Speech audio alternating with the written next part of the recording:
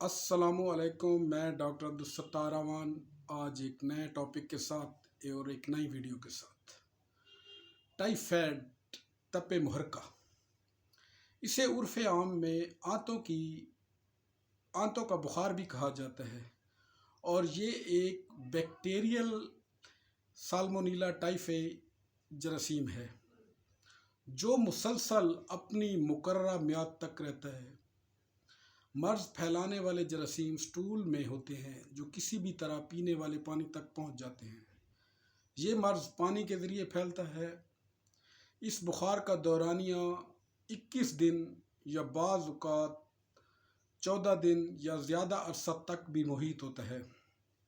اس بخار کے دوران سینے، پیٹ اور کمر پر چند ایک گلابی رنگ کے دانے ابھرتے ہیں۔ مریض انتہائی ویکنس فیل کرتا ہے، پیٹ میں درد ہوتا ہے، آنتیں سوزش کر جاتی ہیں اور دست شروع ہو جاتے ہیں۔ دستوں میں اکثر خون کی آمیزش ہوتی ہے جس کی وجہ سے مرض بڑھ جاتا ہے۔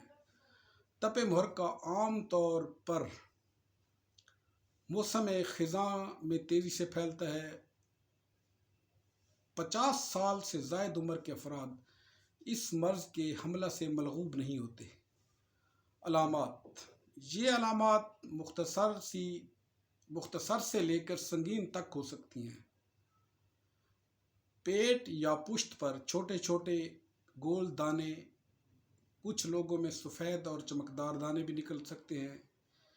یہ 3 سے 4 دنوں میں غائب ہو جاتے ہیں۔ بخار کا درجہ حرارت 103 سے 104 فارنہائٹ تک پہنچ جاتا ہے۔ صبح کو بخار معتدل اور شام کو تیز ہوتا ہے۔ نقاہت اور شدید جسمانی کمزوری ہوتی ہے۔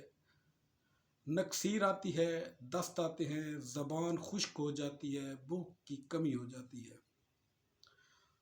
اکثر معالجین اور طبی محققین ٹائیفائڈ بخار کے لیے 2 ٹیسٹ کرواتے ہیں، ایک ویڈال ٹیسٹ اور دوسرا ٹائفی ٹیسٹ۔ حتیٰ کہ میڈیکل فیلڈ میں ٹائفی ٹیسٹ زیادہ بہتر ہے بنسبت ویڈال ٹیسٹ کے۔ اس کی ریشو 93-83% تک بہتر بتائی جاتی ہے۔ یہ اسکریننگ ٹیسٹ ہے، یہ بیکٹیریا کی موجودگی کا پتہ لگانے کے لیے کیا جاتا ہے۔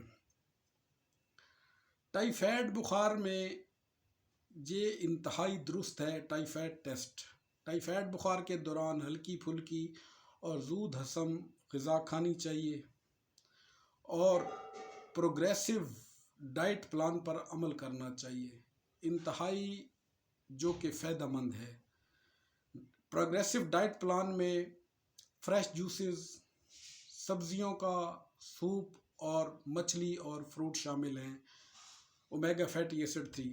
اب چلتے ہیں ہومیو کے علاج کی جانب۔ ہومیو میں ویسے تو ادویات حسب علامات ہی دی جا سکتی ہیں، جن میں سر فہرست بیپٹیشیا، جیلسیمیم، آرسینیکم، برائیونیا، بیلاڈونا، مرکور، لائکوپوڈیم وغیرہ ہیں۔ ٹائیفائڈ بخار سے کیسے بچا جا سکتا ہے؟ ٹائیفائڈ بخار سے بچنے کے لیے صاف پانی کا استعمال کرنا چاہیے، صفائی کا خاص خیال رکھنا چاہیے، تنگ جگہوں پر نہیں رہنا چاہیے، اور مناسب طبی دیکھ بھال سے یہ کنٹرول کیا جا سکتا ہے۔ بدقسمتی سے یہ ہمارے علاقوں میں ان کا حصول مشکل ہے۔ جدید میڈیکل سائنس میں تو حفظ ما تقدم کے طور پر بھی ٹائیفائڈ بخار کی ویکسین لگائی جاتی ہے۔ اگر آپ کو میرا آج کی ویڈیو پسند آئی تو میرے چینل کو سبسکرائب کریں، لائک کریں، شیئر کریں۔ اللہ تعالیٰ آپ کا حامی و ناصر ہو اور اللہ تعالیٰ آپ کو تمام بیماریوں سے محفوظ رکھے۔ تھینک یو، شکریہ۔